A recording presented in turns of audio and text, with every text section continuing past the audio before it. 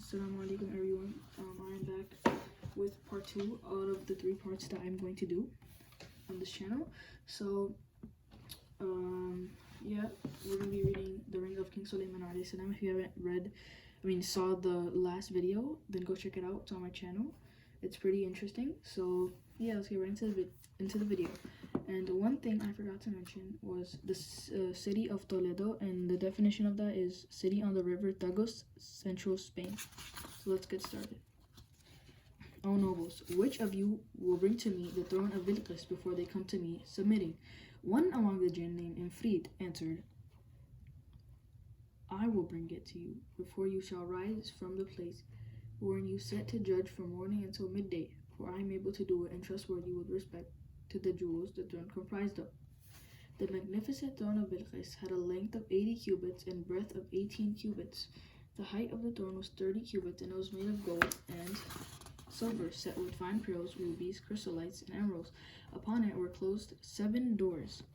Only 3 miles remained for Bilqis and her people to call on the Prophet Suleiman alayhi salam, and if it said he would bring the great throne of Bilqis before Suleiman alayhi salam would rise from his place.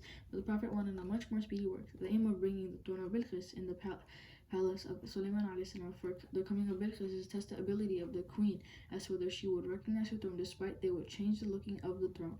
Consequently, the wazir of the King Suleiman alayhi salam, Asaf bin Barqiya, who had knowledge of the revealed scriptures and was acquainted with the most great names of Allah and permission to use the ring of Sulaiman alayhi salam, on which was engraved the greatest name of Allah, was vouchsafed to him, invoked Allah and said to Sulaiman alayhi salam, look at the sky. So he looked at it, then withdrew his glance and found the throne of the queen of Sheba placed before him. This was so because as he was looking the sky, Asaf prayed Allah by mentioning his greatest name inscribed on the ring, and by the will of Allah it so happened, the throne passing from under the ground until it emerged before the throne of Sulaiman alayhi salam.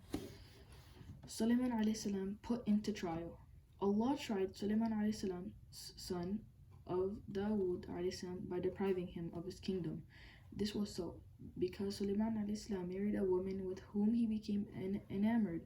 She was the very wife of Sulaiman alayhi salam, who used to worship an idol for 40 days in the palace of the King Sulaiman, king without the mere knowledge of Sulaiman alayhi salam. Sulaiman alayhi salam was informed of a city named Sidon that was ruled by a powerful but idolatrous king. The kingdom of that king was rendered inaccessible to man due to position on the island and the huge waves. Since Sulaiman alayhi salam was given authority over land, sea, and air, he placed himself on the carpet which flew to the island by the leave of Allah. He landed there with his troops of jinn and men. Sulaiman alayhi salam succeeded in his mission. He killed that king and took everything as booty. I think here it's talking about the city named Sidon. So as we can see at the bottom, it says alternative name for Saida in Lebanon. So I think that's what it's talking about. On his way back, Sulaiman alayhi salam brought with him the daughter of the king, who was so beautiful that the Prophet chose her for himself and invited her to Islam. She accepted Islam but reluctantly and doubtfully. Sulaiman alayhi salam was immersed in love with her, and such great love that he had never shown to his wives. Despite she was the wife of such a great prophet, her sadness knew no bounds.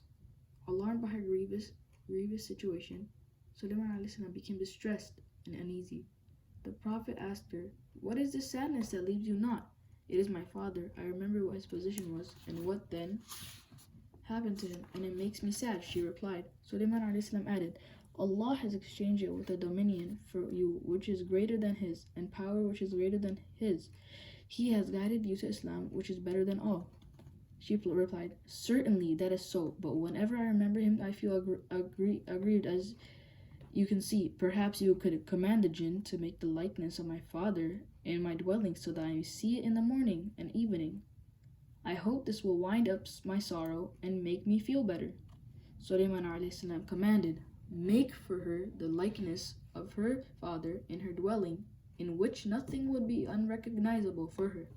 Therefore the jinn made an image to the likeness of her father, as if she was looking to her father, except that the image had no soul. After the image was ready, she directed it and dressed the image with the kind of clothing her father used to have. When Sulaiman would leave her palace, she would turn herself to the image with the slave girls, and they would bow down to it as they used to do in the dominion of the king of Sidon. They repeated the same I don't know how to respond that. Idolatrous, I think. Idolatrous rites morning and evening for 40 days. Of course, this was practiced in the absence of the Prophet of Allah. I think idolatrous is the way you pronounce it. Idolatrous. However, Sulaiman alayhi salam was informed about what was going on in his palace by Asaf, the counselor. The king turned violent and angry. He proceeded to her dwelling and smashed down the image into pieces. He also punished that woman together with the slave girls. Accordingly, the Prophet was feeling much guilty of what had happened without his knowledge. He ordered garments of purification to be brought to him. Those garments were spun, woven, and washed by virgins only. He wore the garments, proceeded to a deserted place, and ordered ashes to be brought and spread out for him. Then he repented to Allah and threw himself on the ashes, humbling himself and asking forgiveness for what had happened in his kingdom. Thus it came to pass, the dominion of Sulaiman alayhi salam was his signet ring, which contained the greatest name of Allah, and when Sulaiman alayhi salam was impure and went to his need, he would take out his ring and hand it to Amina, his favorite and trusted wife. He would ask for his ring after having purified himself, because he would never touch his signet ring in a state of impurity. One day, as usual, Sulaiman alayhi salam gave his signet ring to his wife Amina as he was going to his privy. After a while, before the Prophet purified himself and came asking for his ring, Sakhr, the jinn who was master of the sea, took the form of Sulaiman alayhi salam and came towards Amina and said, "My signet ring, O Amina!" Without the least hesitation, Amina handed the ring to him, for she had no knowledge that the one she gave the ring was other than Sulaiman alayhi salam. Sakhr put on the ring, went out and sat on the throne of Sulaiman alayhi salam. The birds, the jinn, and men all surrounded him as he was at the moment not only taking Sulaiman alayhi salam form, but also and mostly because he now possessed the powerful ring. However, when the Prophet Sulaiman alayhi salam came out after having purified himself, his condition and appearance had much altered. He approached his wife Amina and said, "My signet ring, O Amina." But to his astonishment, Amina replied, "And who are you?" He replied, "I am Sulaiman alayhi salam, son of Dawood alayhi salam." Amina replied, "You lie, you are not Sulaiman alayhi salam." Sulaiman alayhi salam came and took his ring. There he is, sitting on his throne in his dominion. At once Sulaiman alayhi salam realized that something wrong must have happened and that Allah tried him. Such was the situation of Prophet Sulaiman alayhi salam, he who had the power over the creatures of Allah. Now none of the creature recognized him as the very king and prophet, not even his dearest wife. He went out and began to stand at one of the houses of the Israelites, saying, "I am Sulaiman alayhi salam, son of Dawood alayhi salam." But the people threw dirt on him and insulted him by saying, "Look at this madman. He claims to be Sulaiman alayhi salam, son of Dawood alayhi salam." When Sulaiman alayhi salam felt that he had became stranger in his own land, he made his way to the sea. Several days passed, and Sulaiman alayhi salam did not consume anything. He was very hungry.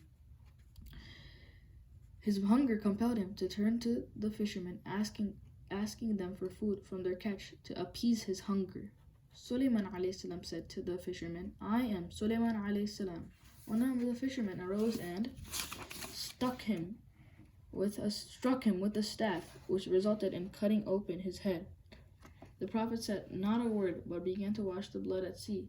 The other fishermen blamed their companion for the cruel way he conducted towards Sulaiman alayhi salam by saying, "How bad was what you did when you struck him?" The fisherman said, "It was because he claimed that he was Sulaiman alayhi salam. At the palace of Sulaiman alayhi salam, which was under the power of the jinn Sakhr, the judgment was given to the detriment of the victims. Judgments were biased and not tally with the revealed scriptures. Asaf, and the powerful men of the Israelites found fault in the judgment of Allah's enemy Sakhr, who they regarded as Sulaiman alayhi salam, for 40 days. Asaf said, "Assembly of the children of Israel, have you noticed the same changes in the judgment of son of Dawood alayhi salam that I have myself noticed?" Their voices echoed in unity. Yes. Then Asaf said, "Give me time to meet his wife so that I may ask whether they found the same fault in his private affairs that we have found in his public affairs with the people and his outward behavior." Asaf went to the wives of Sulaiman alayhi salam and said, "Have you found something wrong in Sulaiman alayhi salam's behavior as we have found wrong? The worst of it is that he would not leave any among us who is menstruating." And the women wept upon hearing this, and they said, "The worst of it is that he would not leave any among us who is menstruating, and he will not wash him. He will not wash him from impurity." As Asaf said, "Certainly we are from Allah, and to Him do we return." This is a clear test. He then returned to the Israelites and said, "What he does in private is worse than he does in public." The devil Sakhr continued judging the people for 40 days. Asaf, with all the scholars and readers, disapproved his judgment, and they, however, reached Sakhr and surrounded him. They unrolled the Torah and started reading it.